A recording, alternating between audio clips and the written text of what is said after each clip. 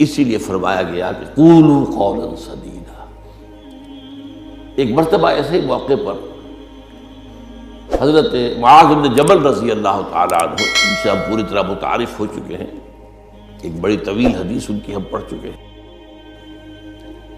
ان کے سامنے یہی بات آئی تو انہوں نے حیرت سے کہا کہ حضور، کیا جو کچھ ہم باتیں کرتے رہتے اس پر بھی ہمارا مواخذہ ہوگا؟ فرمایا شغلت کا امک ہے معاذ۔ یہ بڑے پیار بھرے انداز کی بات ہوتی ہے، اے معاذ تمہیں تمہاری ماں روئے، یہ وہاں کا محاورہ تھا جو بہت ہی اپنائیت والی بات ہوگی، اس میں ملامت کا ایک انداز۔ میں تو سمجھتا تھا کہ تم بہت دین کا فہم رکھنے والے ہو۔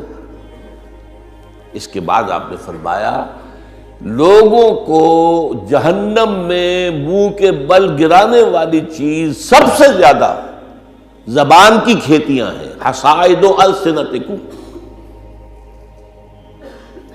زبان سے جو لفظ نکلتا ہے وہ ایک بیج بن کر آخرت کی سرزمین میں بویا جاتا ہے۔ اب اگر برا ہے تو کانٹے دار پودا اس سے نکلے گا، جھاڑ جھنکاڑ، اور یہ تمہیں جا کر پھر کاٹنا ہوگا قیامت کے اندر۔ حصائد اس کو کہتے ہیں کھیتی کا کاٹنا جو ہوتا ہے، حب الحصید۔ دو قسم کی نباتات زمین پر ہیں، ایک تو وہ جو پودا اور درخت موجود رہتا ہے، پھل آپ اتار لیتے ہیں، اگلے سال پھر پھل آ گیا، پودا وہی کا وہی ہے، اور ایک وہ فصل ہوتی ہے گندم کی ہے، چاول کی ہے، گنے کی، وہ آپ نے کاٹ لی، اس کو کہتے ہیں حصید۔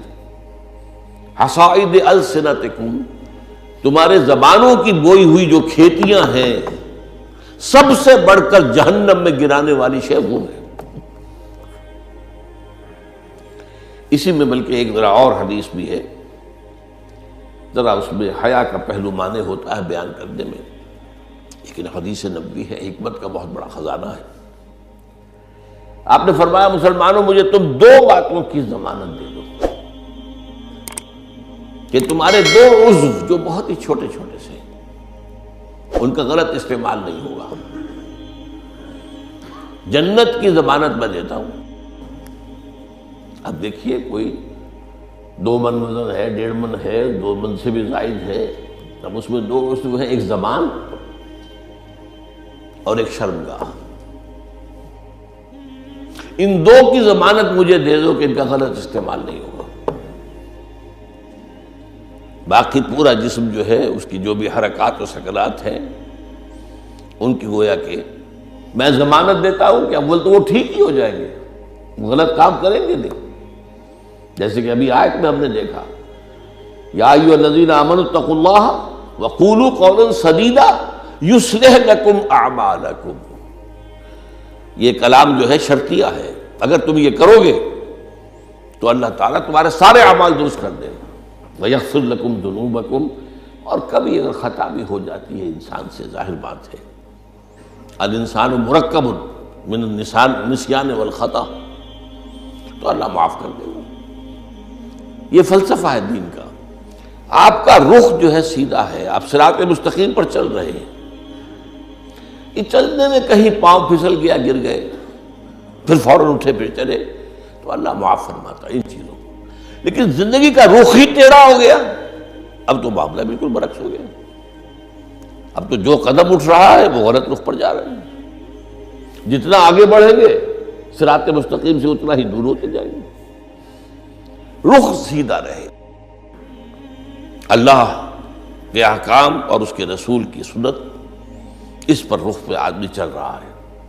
جو اللہ چاہتا ہے، عبادت رب، شہادت علی الناس اور اقامت دین کی جد و جہد، اس میں انسان لگا ہوا۔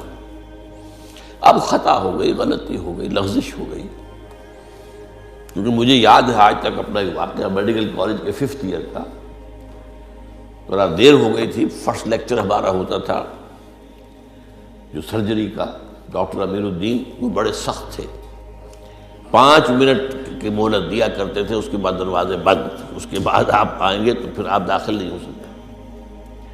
تو میں تیز چل رہا تھا، بارش ہوئی تھی، سائیکل پر تھا، سائیکل پھسلی میں گرا، گرتے ہی بجلی کے مانند اٹھا مجھے آج بھی یاد ہے کہ میں حیران ہوا کہ میں جب اٹھ چکا تھا تو مجھے معلوم ہوا کہ میں گرا تھا۔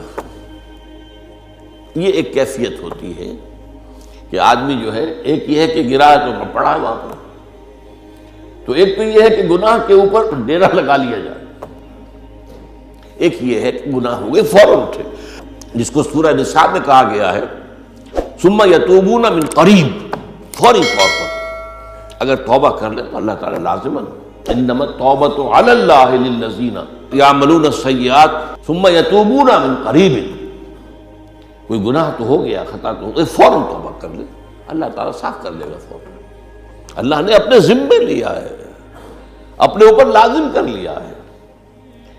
تو اس اعتبار سے حضور نے فرمایا کہ یہ دو اعضاء ہیں،